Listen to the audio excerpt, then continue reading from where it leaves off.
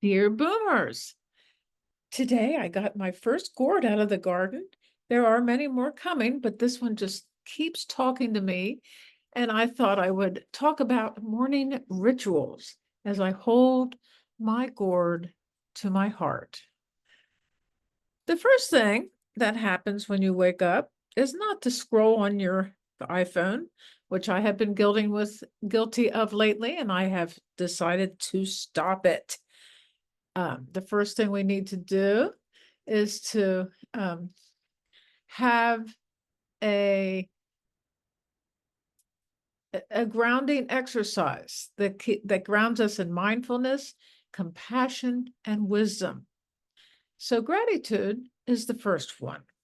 And I always like to go with what Joe Dispenza says about gratitude, and that is that we are bringing into our heart the future of what is yet to be. And we don't, our ability to do this is greatly hindered by turning on technology. So we need to find a quiet place, and whether it's just in a desk with a candle, we need to create a ambiance of peace and goodwill to all. And we light the candle and we think of all the things that we love about our lives. We are excited to get out of bed in the morning, and we look forward to each new moment as it evolves and unfolds.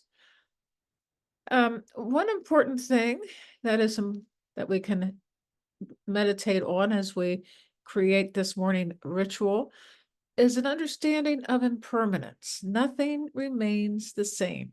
The people we love in our lives could depart at any time, as could we depart at any time. We need to understand that everything is constantly changing.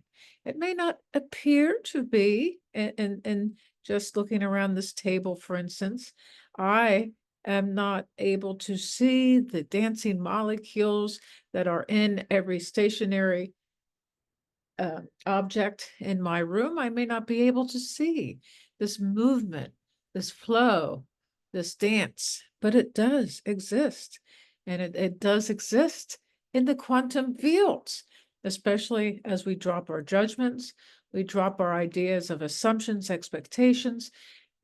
As long as we kind of empty our minds of all that has gone before and all that is yet to be, we can live in the now.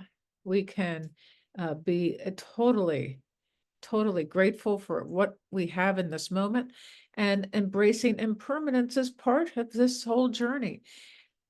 It was difficult when certain people in my life died, in the sense that, especially with my mom, that was the first jolt of reality, realizing that she was going to die. She was on her way out, and I just couldn't believe it. In fact, everybody in my family was having a hard time believing it. She was such a vital person.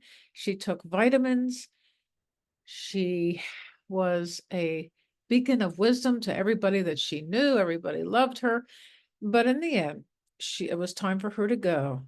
And then that's what I was on vacation, having just successfully graduated from my nurse practitioner program, when I got the call that I needed to come home.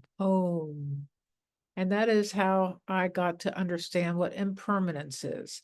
And I got to understand that even though we don't like to face death or regeneration or a renaissance of new ideas and new thoughts, everything is in a state of flux and everything is in a state of impermanence.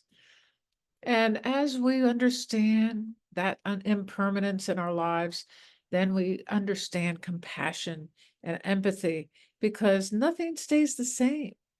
You know, nothing is going to be as it was yesterday, and nothing is at this moment is going to be the evolution of tomorrow. Um, We are in a state of great flux with our political situation. We either will go the route of authoritarian rule, or we will go the route of building up our democracy, which actually will take every one of us to get involved in that particular endeavor. We have to every day, or I do, think of something to do to strengthen the democracy of this country, because I had pretty much let the ball roll out of my field. And I think so many of us have. But I am very excited about that. I believe in our democracy, because our democracy, as I have a video on democracy, what it means, and it actually is everything that Donald Trump and his people are against, freedom. We are, the Democratic Party is re-embracing the American flag. That has never happened in my lifetime, but I'm ready to do it. I even have a hat with an American flag on it. Imagine that. So as we head on to the election on November the 5th, and we know there's going to be a catastrophe with Donald Trump trying to block election results and throw away ballots and this and that, because that's just the way he is. We will embrace it's impermanent. It's not going to last forever. We have lawyers in tow to take care of it. And I have faith in our ability to overcome that complete calamity that is Donald Trump.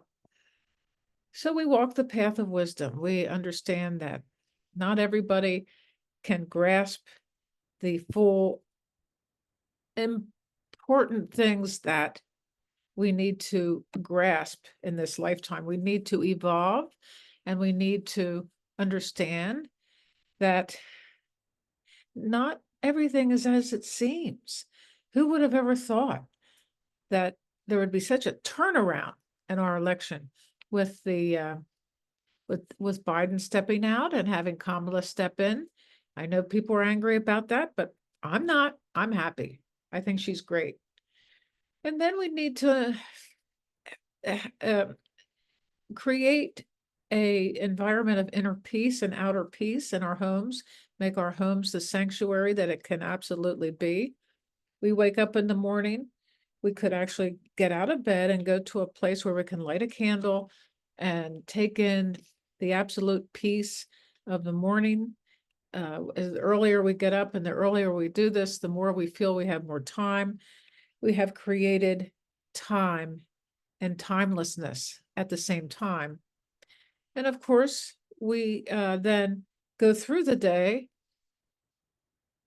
with a total feeling of expansiveness, because we have created a sacred space to begin the day. And then we have, we understand that we have placed a peaceful balm at the beginning of the day that takes us through the whole day. And we can create affirmations, we can create living in the present moment with the breath in and out, creating a harmony between the heart and the brain, and the brain and the heart. And we realize when we have gone astray, and we bring ourselves back. When we are racing through the day without any kind of consciousness, we stop, we breathe, we pause, and we live our lives as if there is no tomorrow, really. And we are in a state of total understanding of what this is all about. If you have anything you want to say, please comment down below. And also, subscribe to the channel. Bye-bye.